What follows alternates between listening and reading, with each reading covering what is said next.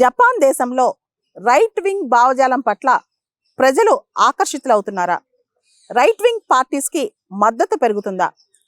రీసెంట్గా జపాన్లో అప్పర్ హౌస్కి ఎన్నికలు జరిగాయి.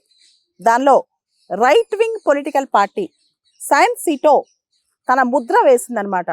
ఇంకా చెప్పాలంటే జపాన్లో ఉన్న ప్రస్తుత ruling party Liberal Democratic Party ఏదైతే ఉందో, ఇప్పుడున్న prime minister Shigeru Ishiba party, అది వాళ్ళు కోalition గవర్నమెంట్ అనమాట. వాళ్ళది అంటే సంకీర్ణంలో నడిపిస్తున్నారు.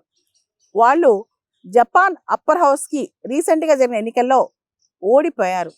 ఆల్మోస్ట్ వాళ్ళ సీట్లు గణనీయంగా తగ్గాయి అనమాట. కానీ షిగేరు ఇషిబా ప్రధానిగా కంటిన్యూ అవుతాను అంటున్నారు.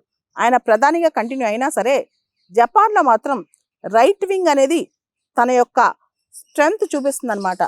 ఇప్పటి వరకు జపాన్ పొలిటికల్ సిస్టమ్ చూస్తే కనుక రైట్ వింగ్కి అంత స్థానం లేదు.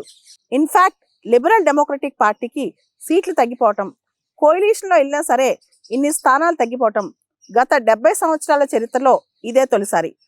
ఏదైతే కొత్త పార్టీ 2020లో కోవిడ్ టైంలో యూట్యూబ్ ద్వారా పుట్టిందో సైన్స్ సైటో పార్టీ, ఈ పార్టీ విధి విధానాలు అనేవి చాలా డిఫరెంట్గా ఉన్నాయి.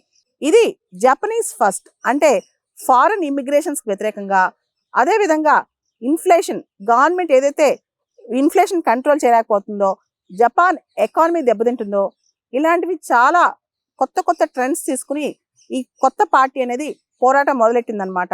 ఈ కొత్త పార్టీకి మద్దతు జపాన్లో బాగా పెరిగిపోతుంది.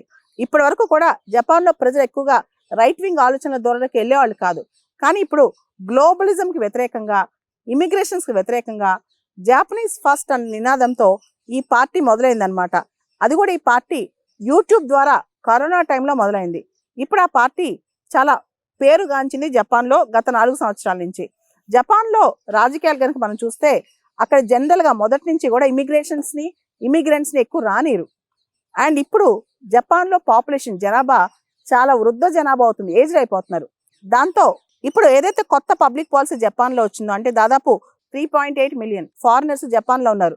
అంటే దాదాపు 3,80,000 మంది ఫారినర్స్ జపాన్లో ఉన్నారనమాట. వీళ్ళందరికీ వ్యతిరేకంగా ఈ పార్టీ కొత్తగా పుట్టిన రైట్ వింగ్ పార్టీ స్లోగన్ ఇస్తుంది. జాపనీస్ ఫస్ట్ స్లోగన్ అనమాట. జాపనీస్ పీపుల్కి వాళ్ళ జీవనోపాధి ఉండాలి, జపాన్కి వాళ్ళ జీవనోపాధి ఉండాలి.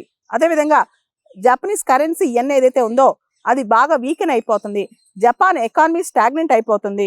ఇదంతా దీనికి కారణం ఇమిగ్రెంట్స్ కూడా కొంత కారణం అని చెప్పి ఆ పార్టీ లోకల్ జపనీస్లో చాలా మైండ్లోకి పెట్టిందనమాట ఈ విషయాన్ని. దీనిలో 3.8 మిలియన్ ఫారినర్స్ అంటే ఎవరైతే బయట నుంచి వచ్చి ఇమిగ్రెంట్స్ జపాన్లో ఉన్నారో, జపాన్ పాపులేషన్లో వాళ్ళు కేవలం 3% అనమాట. కేవలం 3% సమస్య ఉన్న దాన్ని ఈ పార్టీ ఇప్పుడు జపాన్ మొత్తం ఇమిగ్రేషన్స్ వల్లే ప్రాబ్లమ్స్ వస్తున్నాయని చెప్పి ఈ పార్టీ ప్రజల్లోకి తీసుకెళ్ళగలిగింది అనమాట. ఈ కొత్త party Sanseito party anti immigration అనే ఒక థీమ్తో ఇప్పుడు ఓటర్ల మనసును గెలుచుకుందనమాట.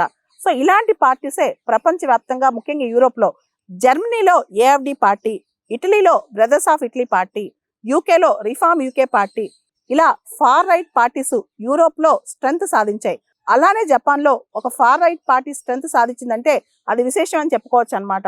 మనం చూస్తే ప్రపంచవ్యాప్తంగా కూడా ఫార్ రైట్ మూమెంట్స్కి చాలా పాపులర్ సపోర్ట్ లభిస్తుంది. America is for Americans, Germany is for Germans, అలానే జపాన్ ఈజ్ ఫర్ జపనీస్, ఇలాంటి స్లోగన్స్ వచ్చిన పార్టీస్కి మొమెంటం పెరుగుతుందన్నమాట. సో కన్జర్వేటివ్, యాంటీ ఇమిగ్రేషన్, వీటన్నిటిని బేస్గా చేసుకుని జపాన్లో ఒక కొత్త పార్టీ ఎదుగుతుంది. జపాన్లోనే కాదు, ప్రపంచవ్యాప్తంగా కూడా ఈ రైట్ వింగ్ అనేది మళ్ళా తిరిగి ఎక్కువ పుంజుకుంటుందని చెప్పుకోవచ్చు. జాపనీస్ ప్రధాని షిగేరు Ishiba party Liberal Democratic party. ఈ పార్టీ 1955లో ఫామ్ అయింది. ఈ 70 సంవత్సరాల కాలంలో ఈ పార్టీ జపాన్లో ఉన్న డయట్లో, అంటే జపాన్లో పార్లమెంట్లో ఇంత తక్కువ మెజారిటీతో ఉండటం ఇదే తొలిసారని చెప్పొచ్చు. దీనివల్ల భవిష్యత్తులో జపాన్ యొక్క పబ్లిక్ పాలసీ కూడా మారే అవకాశం కనిపిస్తుంది. అంతేకాదు, ఫస్ట్ టైం ఈ పొలిటికల్ పార్టీ ఈసారి ఎలక్షన్ క్యాంపెయిన్లో డిఫెన్స్ స్పెండింగ్, జపాన్లో డిఫెన్స్ స్పెండింగ్ పెంచుతామని చెప్పి ఆ రెటారిక్తో, ఆ క్యాంపెయిన్తో వెళ్ళింది. దాంతో ప్రజలకు నచ్చలేదనమాట. ఆల్రెడీ జపాన్లో ఇన్ఫ్లేషన్ ఎక్కువ ఉంది, జాపనీస్ ఎకానమీ కూడా అంత బాగా పర్ఫామ్ చేయట్లేదు. ఈ టైంలో డిఫెన్స్ స్పెండింగ్ పెంచడం ఏంటి అని చెప్పి ఓవరాల్గా రెండో ప్రపంచ యుద్ధం తర్వాత జపనీస్ ప్రజల్లో డిఫెన్స్ స్పెండింగ్ మీద చాలా డిఫరెంట్ ఆలోచనలు ఉన్నాయన్నమాట. అండ్ జాపనీస్ కాన్స్టిట్యూషన్ కూడా వార్ని సపోర్ట్ చేయదు. దీంతో అసలు డిఫెన్స్ స్పెండింగ్ ఇప్పుడు పెంచితే అసలు జపాన్లో ఇన్ని ఖర్చులు ఉన్నాయి, ఇంత ఇన్ఫ్లేషన్ ఉంది, ఇప్పుడు డిఫెన్స్ స్పెండింగ్ పెంచడం అవసరం అని చెప్పి ప్రజలు కూడా ఆలోచనలో పడి లిబరల్ డెమోక్రటిక్ పార్టీకి ఓట్లు తక్కువ వేశారు.